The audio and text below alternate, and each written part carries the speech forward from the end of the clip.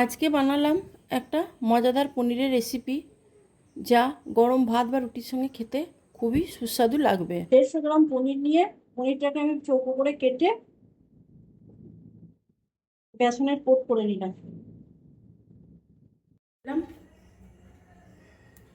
পনিরগুলো একে একে পনিরের কিউবগুলো আমি একে একে ভেজে নেব।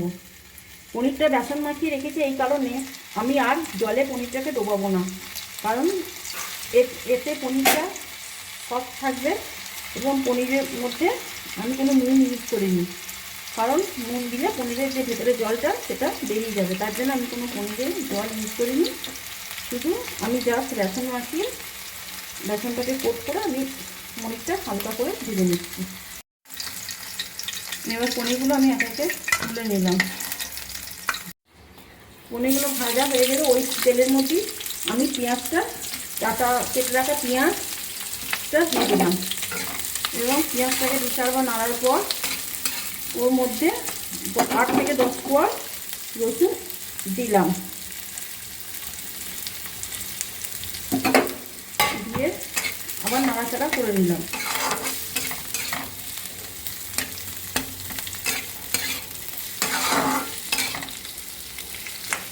কড়াই পেঁয়াজটা দেওয়ার পরে একে একে খুলে যাবে পেঁয়াজের পাপড়িগুলো।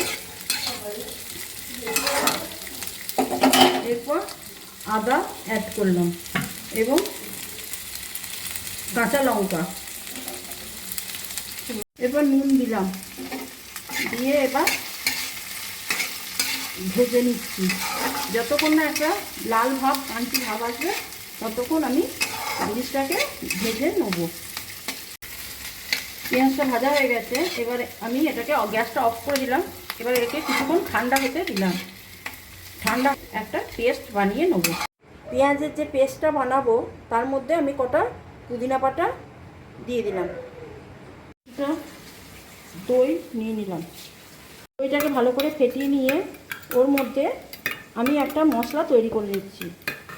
দইটাকে ভালো করে ফেটিয়ে নিয়ে ওর মধ্যে একে একে সমস্ত মশলা আমি যোগ করছি।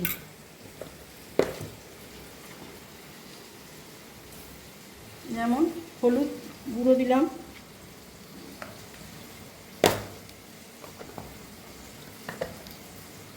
জিরে গুঁড়ো দিলাম,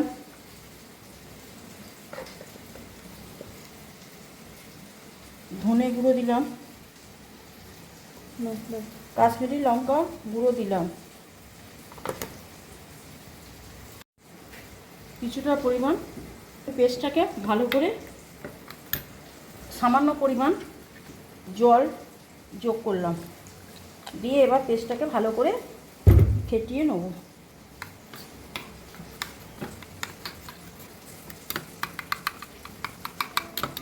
কড়াইতে সাদা তেল দিলাম। আমি এটা রেডি টু লো ফ্লেমে করছি। এবার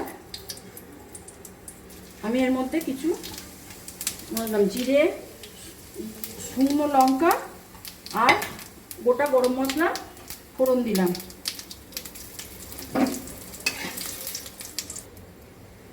বেটে রাখা মশলাটা পেঁয়াজের যে পেস্টটা বানিয়েছিলাম ওই পেস্টটা দিয়ে দিলাম,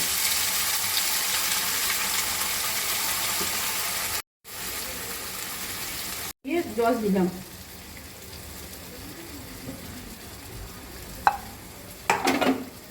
দিয়ে নাড়তে পারলাম দিলাম। যেহেতু পেঁয়াজে আমি নুন দিয়েছি সেহেতু আমি পরিমাণটা আপনারা দেখে দেবেন। এবার আমি এটা মশলাটা আমি কষাতে থাকলাম, ভালো করে কষিয়ে নেব। যেহেতু মশলার মধ্যে হলুদ মিশিয়ে রেখেছি তাও আমি একটুখানি হলুদ দিলাম, এটা আপনারা দেখে দেবেন।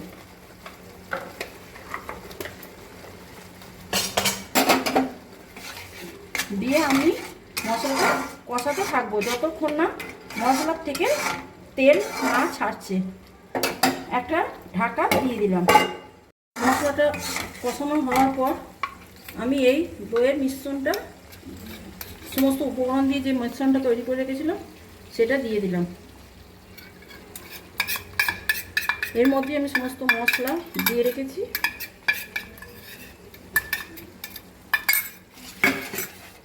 আমি একটু জল দিয়ে দিলাম।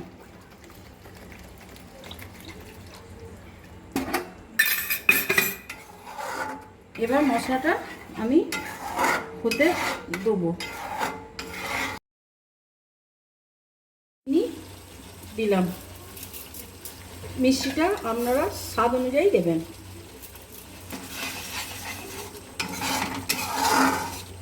পনিরের কিউবগুলো আমি দিয়ে দিলাম গ্রেভিটার মধ্যে।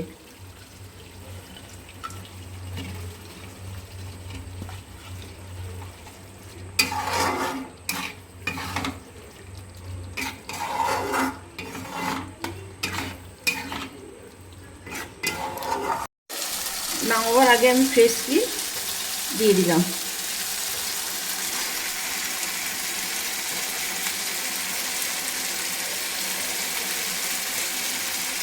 ক্রিমটা দিয়ে নাড়াচাড়া করে নিলাম।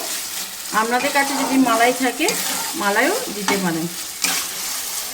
এইভাবেই তৈরি হয়ে গেল। এই ছোট্ট রেসিপিটি ভালো লাগলে আপনারা সবাই আমার পাশে থাকবেন।